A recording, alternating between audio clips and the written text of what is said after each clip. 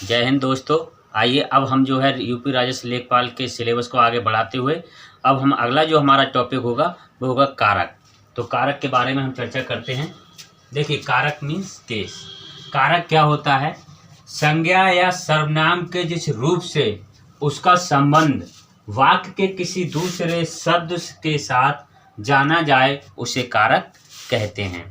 अर्थात यहाँ पर देखिए, समझने की कोशिश करें। संज्ञा या सर्वनाम, संज्ञा हमने बता दिया है जो नाम पर आधारित होती है, वो दुनिया की कोई भी चीज़ हो वो संज्ञा होती है। और संज्ञा के स्थान पर अगर किसी शब्द दूसरे शब्द का यूज होता है उसी को हम सर्वनाम कहते हैं। देखिए, संज्ञा या सर्वनाम के जिस रूप से उसका संबंध वाक्य के किसी दूसरे शब्द से जुड़ा हुआ हो तो उसको क्या कहेंगे? कारक कहते हैं। अब अगला देखिए, कारक को प्रकट करने के लिए संज्ञा या सर्वनाम के साथ जो चिन्ह लगाए जाते हैं, कारक को प्रकट करने के लिए कारक चिन्ह लगाए जाते हैं, उन्हें हम विभक्तियां कहते हैं या विभक्ति कहते हैं। जैसे हमने कहा पेड़ पर फल लगते हैं। अब देखिए, हमने कहा पेड़ पर फल लगते हैं, तो ये पेड़ हमारा हो गया कारक पद हो गया या कारकी पद। और पेड़ पर, अब मान लीजिए हम ऐसे कर दें, पेड़ फल लगते हैं, तो पेड़ फल लगते हैं, तो पेड़ अलग हो गया, फल अलग हो गया। समझ रहे हैं बेटा? पेड़ अलग हो गया, फल अलग हो गया। लेकिन हमें इनको जोड़ने के लिए क्या करना पड़ेगा? ये चिन्ह का प्रयोग करेगा पर। तो पेड़ पर फल लगते हैं, जो ये चिन्ह का हमने जो प्रयोग किया इसी को हम बोलते हैं विभक्ति। इसको क्या बोलते हैं? विभक्ति। ठीक है। अब बहुत सारी हैं तो विभक्तियां हैं।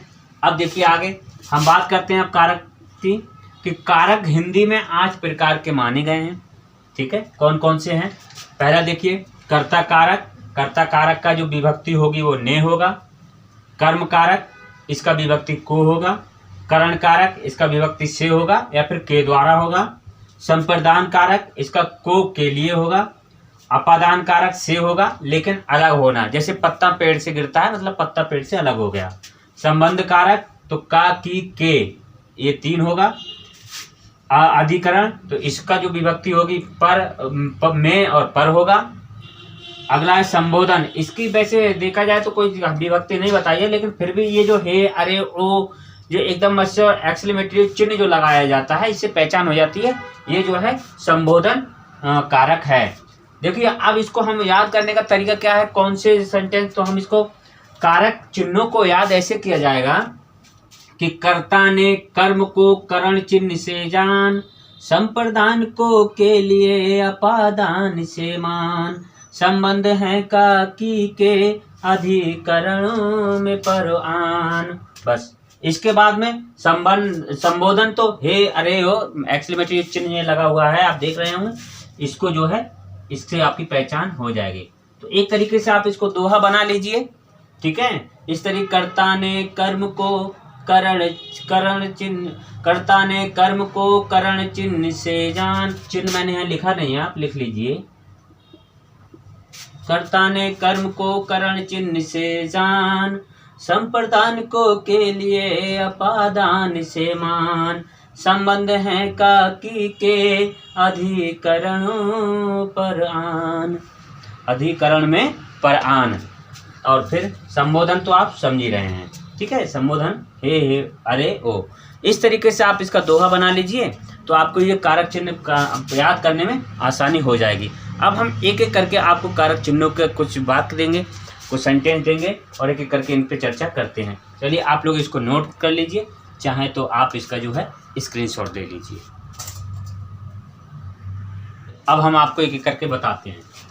कर्ता कारक, कर्ता कारक क्या है इसके बारे में देखिए। संज्ञा या सर्वनाम के, समझिए थोड़ा ध्यान से, संज्ञा या सर्वनाम के जिस रूप से क्रिया के करने वाले का बोध होता है, क्रिया करने वाले का बोध होता है कि क्रिया कौन कर रहा है, वहीं पर क्या होता है? कर्ता कारक होता है, क्रिया कौन कर रहा है। जैसे राम ने पुस्तक पढ़ी, और देखिए उससे कारक चिन्ह कहते हैं, लेकिन यहाँ पर कर्ता कारक कहते हैं। और यहाँ हमने लिखा है कि चिन्ह क्या है? ने, इसमें विभक्ति ने है, ये हम बताएं इसका चिन्ह क्या है? ने। तो देखिए, संज्ञा या सर्वनाम के जिस रूप से क्रिया के करने वाले का बोध होता है उसे कर्ता कारक कहते हैं और इसका चिन्ह ने है। तो हमने कहा रमा ने पुस्तक पढ़ी। किसने पुस्तक पढ़ी? रमा ने। रमा के द्वारा पुस्तक पढ़ी जा रही है ना, रमा ने पुस्तक पढ़ी तो पूरा कार्य करा, तो क्रिया किसने की? रमा ने क्रिया की है यहाँ पर। शीला ने बर्तन मांजे, तो शीला ने देखिए इसमें आ गया ने, शीला ने बर्तन मांजे मतलब शीला ने पूरा क्रिया की है। अब यहाँ पर इन दो सेंटेंसों में ने नहीं है, लेकिन हम देखेंगे इसके हिसाब से कि संज्ञा या सर्वनाम के जिस रूप से क्रिया के करने वाले का बोध होता है, क्रिया करने वाले का ज्ञान होता है। जैसे मोहन खेलता है, तो मोहन क्रिया कौन कर रहा है? मोहन कर रहा है, मोहन खेलता है। मोहन ने क्रिया की है यहाँ पर। किसने क्रिया की? मोहन ने। पक्षी उड़ता है, तो पक्षी उड़ रहा है, पूरा कार्य कौन कर रहा है? पक्षी कर रहा है, यहाँ पर पूरी क्रिया पक्षी कर रहा है। ठीक है। जैसे राम रोता है, तो राम रोता है, तो भाई राम पूरा क्रिया कर रहा है। यहाँ पर कोई भी सेंटेंस लिख सकते हैं हम इस तरीके से। इसको पहचानने का तरीका यही है कि क्रिया कौन कर रहा है, तो ये कर रहा है क्रिया, मोहन कर रहा है या पक्षी कर रहा है। पक्षी उड़ता है तो पक्षी कर रहा है। अब देखिए कर्म कारक। कर्म कारक क्या है? संज्ञा या सर्वनाम के जिस रूप पर क्रिया का प्रभाव पड़े, क्रिया का प्रभाव पड़े, संज्ञा या सर्वनाम के जिस रूप पर क्रिया का प्रभाव पड़े उसे कर्म कारक कहते हैं। इसका चिन्ह जो है को होता है, इसका चिन्ह को है। जैसे उसने श्याम को पढ़ाया, किसको पढ़ाया भैया? श्याम को। उसने किसको पढ़ाया? श्याम को। देखिए को आ गया। लड़की ने लड़के को देखा, लड़के को देखा। तो यहाँ देखिए जिस रूप पर क्रिया का प्रभाव पड़े, क्रिया का प्रभाव पड़ रहा है। जैसे श्याम को पढ़ाया, श्याम को पढ़ाया, किसको पढ़ाया? श्याम को पढ़ाया। लड़के को देखा, लड़की ने लड़के को देखा। राहुल ने चोर को पकड़ा। तो देखिए यहाँ पर पहचानने का बहुत सिंपल तरीका है। को जहाँ आएगा कि किसने किया काम, तो आप समझ सकते हैं। राहुल ने चोर को पकड़ा, राहुल ने चोर को पकड़ा, तो पकड़ा गया कौन? चोर। ठीक है, तो किसने पकड़ा? राहुल ने पकड़ा। इस तरीके से अब देखिए करण कारक चिन्ह, जिसके द्वारा क्रिया पूरी की जाती है। अब यहाँ देखिए क्रिया पूरी हो रही है, उसे करण कारक कहते हैं। इसका चिन्ह से या फिर के द्वारा। देखिए कैसे? श्याम गेंद से खेलता है, क्रिया किसके? यहाँ पर क्या क्रिया पूरी की जाती है? किसके द्वारा की जा रही? श्याम के। श्याम गेंद से खेलता है, तो गेंद से हो रहा है पूरा काम, तो गेंद से खेल रहा है ना, तो गेंद से या गेंद के द्वारा खेलता है। बात एक ही। हम ऐसे भी कह सकते हैं गेंद के द्वारा खेलता है, तो गेंद से पूरी क्रिया हो रही है। आदमी चोर को लाठी से मारता है, किसके द्वारा मारता है? आदमी लाठी से, तो पूरी क्रिया यहाँ पर हो रही है, लाठी के द्वारा पूरे काम हो रहा है, पूरी क्रिया। चाकू से फल काटा, तो चाकू के द्वारा फल काटा या चाकू से फल काटा। ऐसे ही आदमी चोर को लाठी से मारता है या आदमी चोर को लाठी के द्वारा मारता है। इस तरीके से आप इसको देखेंगे। चलिए इसको आप नोट करिए, आगे हम और बताते हैं।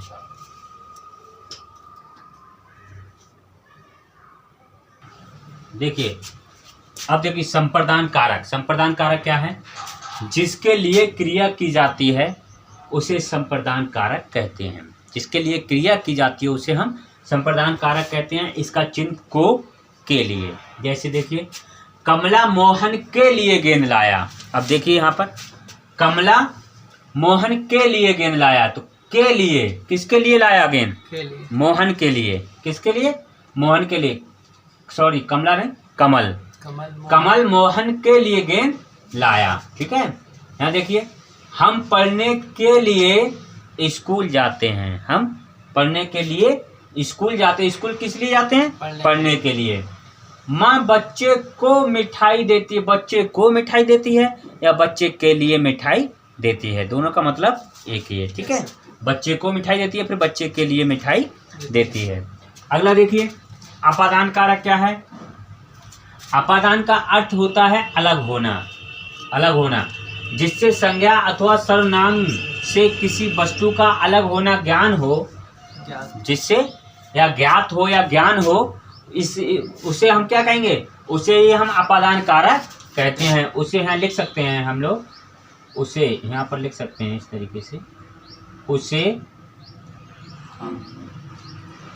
अपादान कारक कहते हैं। उसे अपादान कारक कहते हैं। इसका चिन्ह से है, ठीक। और से मतलब है यहाँ पर अलग होना से। जैसे हिमालय से गंगा निकलती है, अब देखिए हिमालय से गंगा निकलती है, इसका मतलब आप जान रहे हैं कि गंगा हिमालय से अलग हो रही है, निकल रही है। पेड़ से पत्ता गिरता है, तो पेड़ से पत्ता गिरता है तो मतलब पेड़ से पत्ता गिर गया, अलग हो गया। जयपुर से मेरा भाई आता है, तो जयपुर से मेरा भाई अलग हो गया, ठीक है। इस तरीके से कहीं अलग होना, उसी को हम क्या कहते हैं, अपादान कहते हैं। अगला देखिए संबंध कारक। संज्ञा या सर्वनाम के जिस रूप से, संज्ञा या सर्वनाम के जिस रूप से एक वस्तु का संबंध दूसरी वस्तु से जाना जाए, एक वस्तु का संबंध दूसरी वस्तु से जाना जाए, उसे संबंध कारक कहते हैं। इसका चिन्ह है का, की, के, इनमें से कोई भी आ सकता है। जैसे हमने कहा एक वस्तु का संबंध दूसरी वस्तु से जाना जाए, जैसे वह राहुल का घर है।